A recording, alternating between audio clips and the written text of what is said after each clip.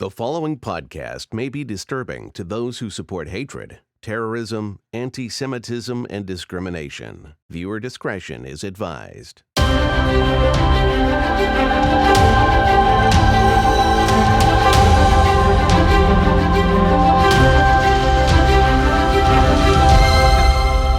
Hello, everybody, and welcome back to How We Fought Against. And today we have a special guest here. It's attorney David Abrams from New York and New Jersey. Dave has been this brilliant, quiet little activist for a very long period of time. And I think, Dave, you have your signature on a lot of these creative, new thinking type of activism type of work. And there are many things that you can tell. Not everyone knows about you, but I think a lot of the anti-Israel, anti-Semitic, BDS activists now know who you are very well. Also try to trash you in their publications and stuff. So I think, as far as I'm concerned, that's kind of a badge of honor. So congratulations for that. Thank you. So how does it feel being the target of these smear campaigns? Well, you're right. Of course, it's a little bit uncomfortable. And if you search my name, David Abrams, with the word Israel, there's probably more negative stuff than positive. But as we Jews like to say, the curse of a wicked man is a blessing. So I try to take comfort from the fact that all this stuff means that, we're accomplishing something. Oh, what's your motivation? I mean, what keeps you from, what keeps you going forward with everything? Well, I'm a passionate Zionist. That's what it's all about. I'm trying to support Israel, and my hope is that, I can be one avalanche in the snowflake, so to speak, so that if other people see that I'm here just working on my own as an amateur, other people will do the similar thing. And if enough of us do it, we can really accomplish quite a lot. So when you say a passionate Zionist, what does it feel like when they call you, the devil, basically, or trying to present you as a person that is opposing human rights and opposing peace and all that? Well, what can I say? I disagree. I mean, what's there more to say about that? I mean, they see us as bad guys. I, of course, respectfully disagree with them. What else is there to say about that? Well, I guess, I think the tragedy of it all is that, a lot of people sitting at home have no idea, who is really on the right side of human rights. And I think, the you and I's of the world, strongly believe, and not just believe, we've explored it for even several decades of our lives, trying to really kind of understand that we are truly on the right side, and certainly came to that conclusion. So I think that's the tragedy, when, it's popular belief that it's the other way around. Right. Well, I think I forget, a couple of people have pointed out that, unfortunately, these sorts of ideologues, they use whatever is sort of hot at the moment, right? So back in the day when everyone was afraid of communism, they accused the Jews of being communists.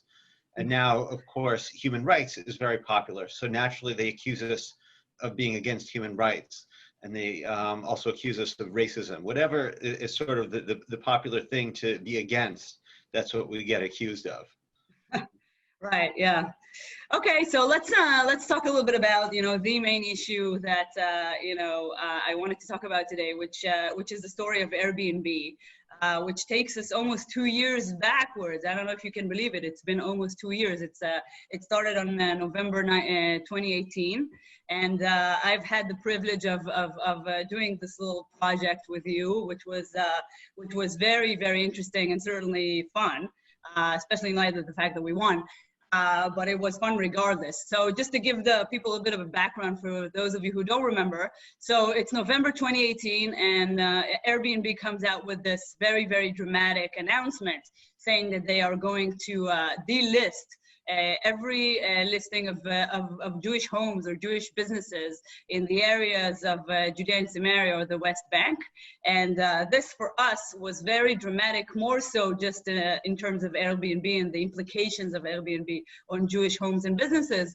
Mostly because, we were kind of thinking about it in terms of a precedent, and we're looking at the United Nations Human Rights Council, and we knew that what we call the blacklist or the database of companies operating, whether directly or indirectly, in those territories is about to be published, or it was about to be published, in a couple of months after that. So we were kind of concerned that Airbnb is trying to be holier than thou and kind of take the lead after getting a lot of heat from haters and BDS activists to delist these properties and to get out of Israel.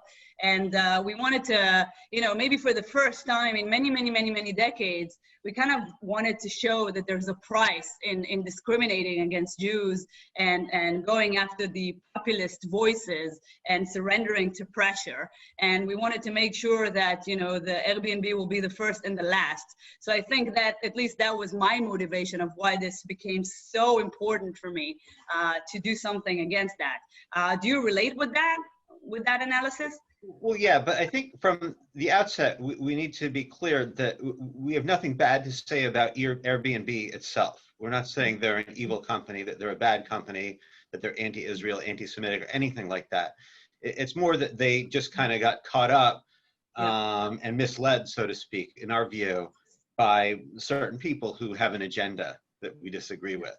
So all that said, it was a very significant thing because, of course, the anti-Israel types, the boycotters, for them to accomplish anything, they need to convince mainstream, mainline, accepted institutions and corporations to get on board with their program, right? So if all they can do is get a few, radical left-wing organizations, a few aging Vietnam-era protesters to get on board, they're really not going to get anywhere. So this was the first time some kind of boycott announcement had been made by, an established company, a mainstream company. So yeah, it was very troubling.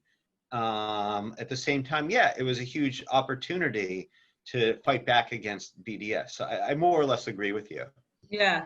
So, that looking back, we are able to see, the trend. We're able to see that, all of these hating groups kind of focus on a target. Back then it was Airbnb. Today there are other companies. Now we are able to kind of analyze it and understand that, once you throw them a bone, once they see that you are engaging with them, and I'm speaking as the company, and they kind of, like a pack of wolves kind of attack you. And that's, I think, what happened with Airbnb. So I agree with your analysis. I mean, especially given the outcome, I think that we can certainly agree that, there wasn't, or at least assume that there wasn't any ill intention, and they just kind of maybe surrendered to the insane amount of pressure that was put on them. So, okay, so comes the day, this announcement comes out, we all kind of grab our heads and say, okay, what are we going to do about this very troubling developments? So go ahead, tell our viewers what your super creative strategy was back then. Okay, well, so your viewers understand I'm an attorney, a civil rights attorney in New York. So among other things, I'm always looking to use the civil rights laws, the anti-discrimination laws we have here in New York. And certainly in a lot of circumstances, it can be argued that boycott activities are unlawful discrimination, that they discriminate on the basis of national origin and citizenship. And, our laws in New York here are very strong on that point. So that's the first issue. And of course, I wasn't the only one to, have that idea that this boycott might be a violation of anti-discrimination laws. I think what I contributed, though, was there's an additional insight, if you will, which is that a lot of these big companies, if you want to do business with them, if you want to sign up, you have to submit to arbitration. Okay, and so what arbitration means is that rather than sue someone in court, you have to have your dispute heard by a private arbitrator. And the reason these companies do that is they don't want class action lawsuits, and they don't want to have claims heard by juries that might award some ridiculous amount of money in their view. So a lot of companies in America, they have these arbitration clauses. And in fact, anyone who signs up at the time with Airbnb had to agree with arbitration. So, that's an interesting challenge, but it's also an opportunity. If your claim can't be heard on a representative basis, it has to be heard on an individual basis. But it suggests, well, why not file lots and lots of individual claims, right? On the theory that we only need to win once, right? So if just one arbitrator says, well, this is illegal, stop doing it, then we win. So that was the strategy I used, is I lined up literally hundreds of people to get them on board with filing arbitration claims against Airbnb. That was our strategy. So it was unique also because you know, I was involved in all kinds of initiatives, and I was also looking at others and their creative ideas, and I think what truly was amazing about that period of time is you saw so many organizations and activists and lawyers kind of, you know, come up with these ideas, and there was some kind of a joint attack, which was incredibly impressive. And I think eventually probably that's what did it. But so a lot of these other lawyers kind of assumed that this clause of arbitration, or there was another clause that you cannot consolidate claims, right? That every claim has to be kind of heard separately in Airbnb's terms of use back then. So a lot of these other groups thought that, you know, they can fight that clause in court. You know, there's a good basis to think that they would succeed in that. But so that they can bring class action. So a class action was filed in Israel, and other you know, anti-discrimination or fair housing claims were filed in other places in the United States. They went after that clause, trying to get it dismissed by the courts. You actually thought that this is something that we can leverage. So can you explain what I just said? Right. Well, yes. Yeah, so, you know, I'm, you know, not a full-time anti-Israel, or excuse me, pro-Israel activist, I should say. And, you know, I'm a civil rights lawyer, and I do a lot of wage and hour work. So someone will come to my office and they'll be shorted $5,000 in wages, $10,000 in wages, you know, some amount of money. And, you know, we'll bring these cases. And what I've learned over the years, that in that kind of a case, arbitration is actually great for workers, because the employer has to pay for the whole thing. They have to pay for the arbitrator, and that's very expensive. And of course, you know, the rules, we're not allowed to, we don't bring cases just to impose costs on the other side. But on the other hand, if it's expensive for the other side, we don't complain about that, because it does put pressure on them to settle. So I'm very comfortable with arbitration, and I've filed a lot of arbitration clauses over the years, and I embrace them. And I've even been in situations where I have defendants, I have employers desperately trying to get out of these arbitration clauses. And I say, no, we're perfectly happy arbitrating. And of course, that's a complete flip of the usual script. Right. Because if normally a worker, if they're going into court, like it's a sexual harassment claim, you know, they want to go to court, they want to have a jury, they want to have a big process. Mm-hmm. You know, arbitration is a lot quicker and easier for companies, and that's why they like it over the years. But in a lot of situations, it does work for the benefit of the plaintiff, the person who's bringing the claim. So, you know, I'm very comfortable with arbitration. I like arbitration, and that's why, to me, it felt that from the beginning, that was the approach I wanted to take with this. Yeah. So, you know, I remember that we called it back then, we called it death by 1,000 cuts. Remember that? Like, you know, we thought the fact that they had that clause that you can't consolidate claims would mean that potentially we can bring them to arbitration, you know, 1,000 times or several thousand times, right? I mean, this would be an endless process for them, potentially, which is also will create a big problem, right?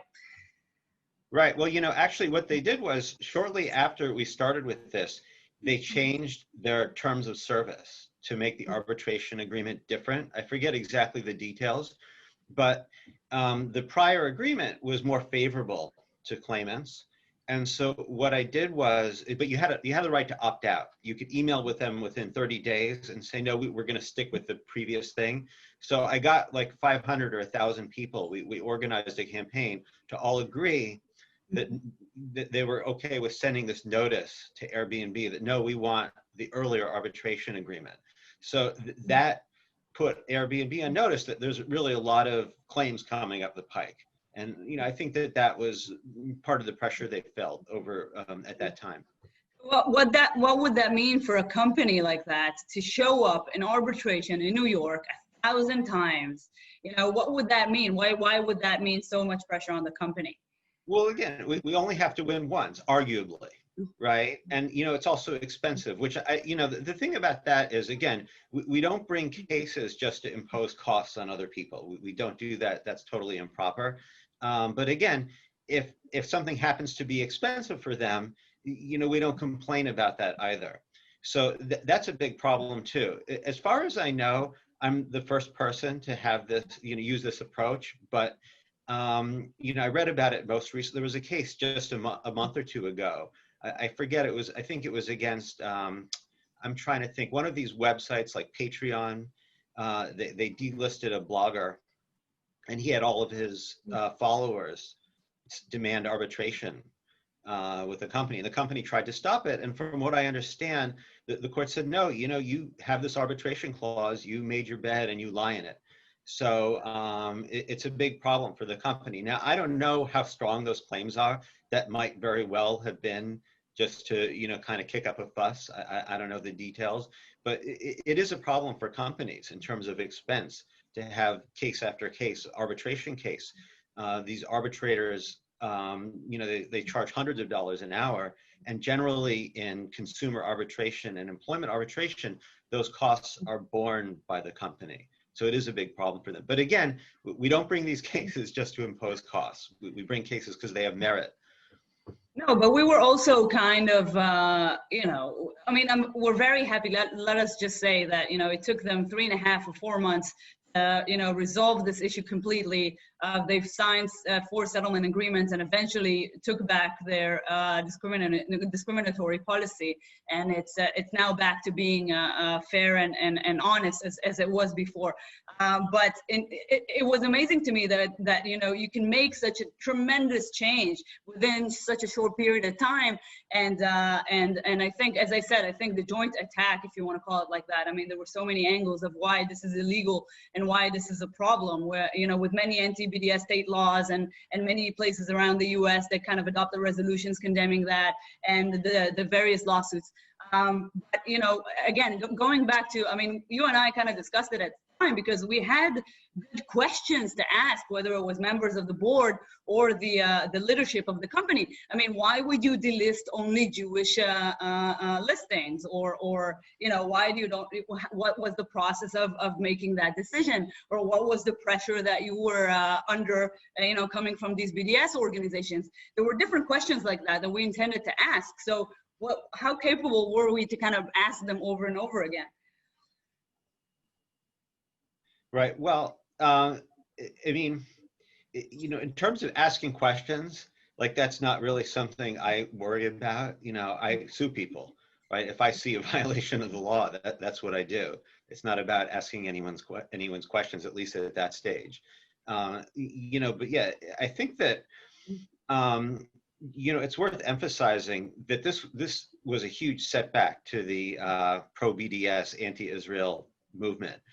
This was the first time they really got sort of a mainline company on board, and the whole thing kind of blew up in their faces. So you could say it was a big victory for us and a big setback for them, because again, if all they can do is get a few esoteric, obscure organizations with their program, what are they doing?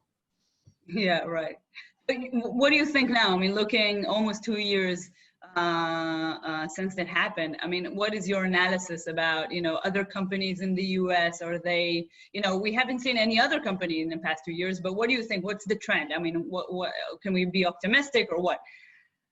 Yeah, well, I think things are going pretty well for our side in North America. In my view, the BDS is more of a problem in Europe.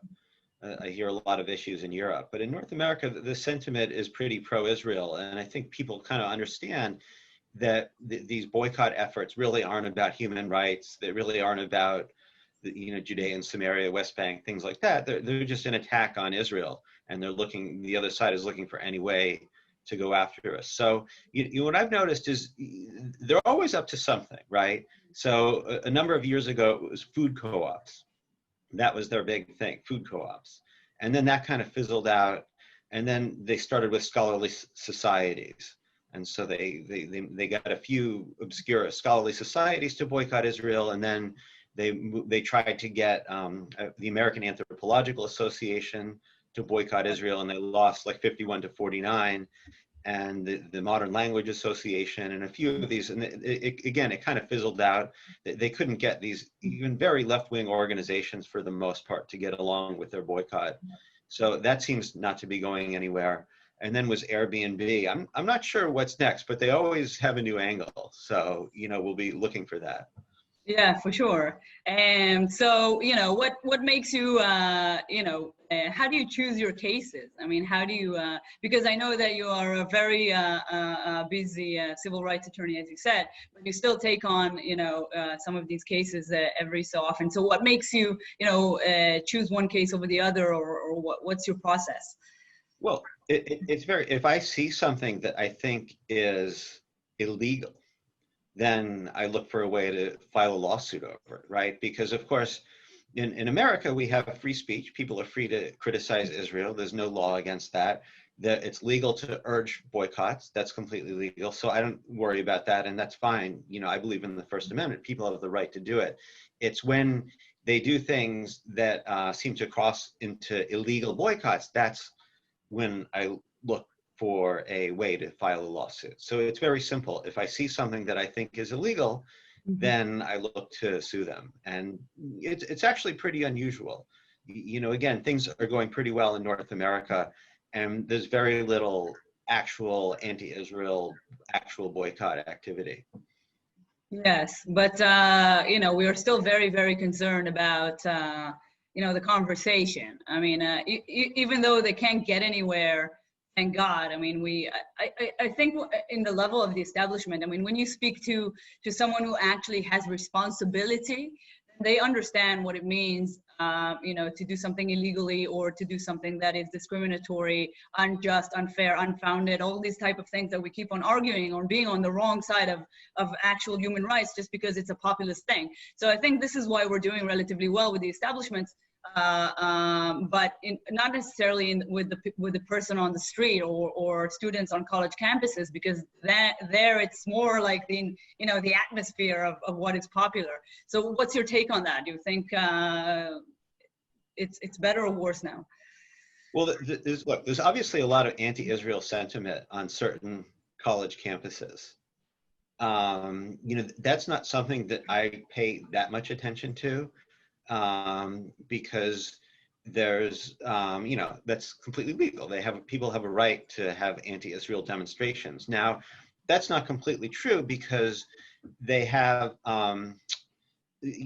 sometimes they try to disrupt presentations and things like that, and then that starts causing legal issues. But you don't want, so I have a question. So are we talking mainly about Airbnb, or about other things that I'm working on as well? Well, we were talking about Airbnb, but if you want to give us a little bit of something interesting to end with, we'll appreciate that. Well, because, I'm sure you're aware, because we've worked on this together. I have this case with UCLA right now. So if we're talking about college campuses and you're asking, well, Mr. Abrams, what's your take on that? That's kind of what's on my mind, right? So I have this case. It's called Abrams versus the Regents of the University of California. And what happened is there's this organization, Students for Justice in Palestine. I'm sure you've heard of it, very much anti-Israel. And they had a big conference, or not a big conference, a medium-sized conference at UCLA a couple of years ago. And what was interesting was it was closed. They wouldn't let people in, and it was all a big secret who participated in the conference. And I actually served a Freedom of Information request on the university to learn the names of who was there. And to me, it's very interesting because, there's evidence that a lot of these Students for Justice in Palestine types are caught up with actual bona fide terrorists. And I'm not accusing them of terrorism, but there do seem to be interesting connections there that I'm interested in learning about. So I served this Freedom of Information request, and it was denied. And I appealed it with a petition to the Superior Court in LA County. So that's pending now. And most recently, apparently some of the presenters at this conference who don't want their names revealed have applied to intervene in the case. So that's gotten really interesting. So, look, when you ask me, what do you think about college campuses? That's all that's on my mind is the University of California, and will the university be directed to produce the names of the people who presented at that conference? And in my view, it should be subject to a freedom of information request. At the time of the conference, the president of the university, or the chancellor, I should say, he said, well, we believe in open debate. Yeah. So in my view, open debate means if someone presents at the conference, their name ought to be public. I'm not asking for their email address. I'm not asking for their home address, just their name. I want to research it some more, see who's connected to what, and learn more about that.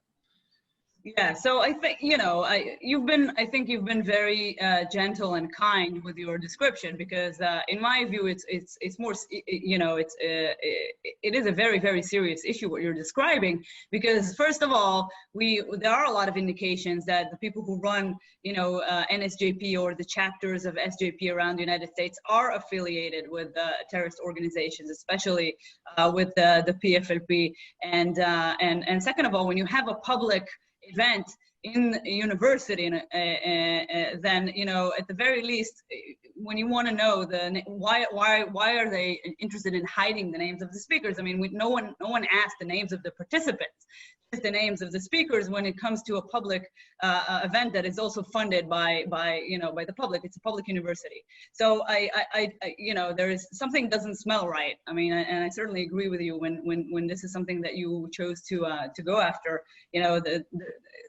We do need to get to the bottom of this, and I think it's a great thing that you're doing this, because if there's nothing to hide, then just don't hide it. I mean, right? I mean, it's just as simple as that, almost. Right. Well, the people who don't want their names revealed, there's all this talk that they claim that they're the victims of threats and harassment and stuff, but my research doesn't seem to bear that out. I couldn't find any instance of anyone actually, losing a job or facing any real consequences as a result of taking an anti-Israel position. Mm-hmm. Now, there have been a few people who've had consequences, but not exactly for being anti-Israel. There was this doctor, I forget her name, who posted that she was going to give the wrong medicine to Jewish patients. Right. And the word got out about that, and she lost her job. But we have to draw a distinction. It wasn't that she was anti-Israel, and it wasn't even that she was anti-Jewish. It's that she said she was going to give the wrong medicine to Jewish patients. I mean, how can you have a doctor practicing medicine after they say something like that? So, right. I think that the anti-Israel people, they sort of blur that distinction.